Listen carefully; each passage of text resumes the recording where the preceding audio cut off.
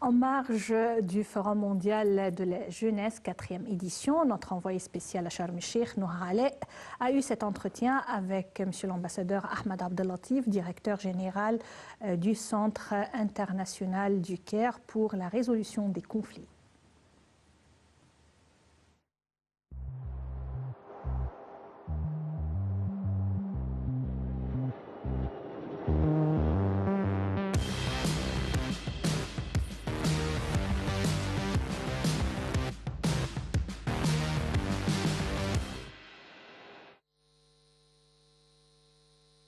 Je suis toujours à Sharm el-Sheikh pour vous transmettre ce qui se passe donc en cette 4e édition du Forum mondial de la jeunesse. J'ai le plaisir d'avoir à mes côtés l'ambassadeur Ahmed Abdellatif, qui est directeur général du CCCPA, qui va nous parler justement de sa participation à une des sessions les plus importantes de cette 3e et dernière journée.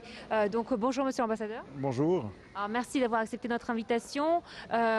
Racontez-nous, quelle est votre impression de cette 4e édition, sachant que c'est un défi que s'est lancé le gouvernement égyptien de faire un événement mondial aussi impressionnant dans les circonstances dans lesquelles nous vivons?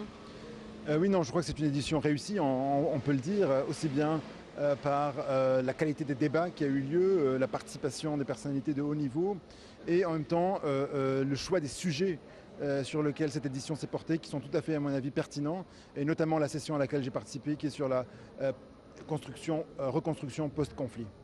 Justement, la reconstruction, comment on prévoit cette reconstruction, sachant que nous ne savons pas quand est-ce que la pandémie va prendre fin?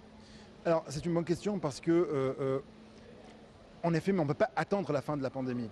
Et on doit redoubler de nos efforts pour faire avancer la reconstruction post-conflit, alors que la pandémie se déroule aussi, mais alors aussi qu'on a une crise climatique, le changement climatique qui a fait beaucoup de pays et de nos sociétés.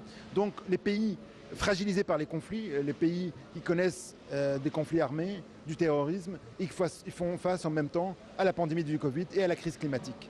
La communauté internationale doit soutenir, doit avoir une approche qui est globale, qui est intégrée pour les soutenir dans les divers défis auxquels ils font face en même temps. Justement, on a l'impression qu'avec le Covid, les gens ont oublié les autres défis que nous faisons face, comme par exemple le changement climatique, on a la pauvreté aussi qui augmente de jour en jour, on a aussi les maladies comme le cancer et les autres maladies qu'on néglige. Donc on a l'impression que la pandémie a un peu couvert les autres dangers qui sont sur la planète. Non, alors c'est pas du tout le cas. Ce que la pandémie a fait, c'est qu'elle s'est rajoutée à ces défis. Elle a fragilisé encore plus les pays qui déjà font face à la pauvreté, aux conflits armés et à la crise climatique. On estime que la plupart des pays qui connaissent des conflits armés en Afrique, ce sont en même temps les pays qui sont le plus négativement impactés par le changement climatique. Donc il y a une corrélation évidente. Et en même temps, on voit en Afrique par exemple que 60% de la population du continent africain ont moins de 25 ans. Donc l'Afrique en fait est le continent le plus jeune et en même temps c'est le continent qui connaît le plus de conflits armés.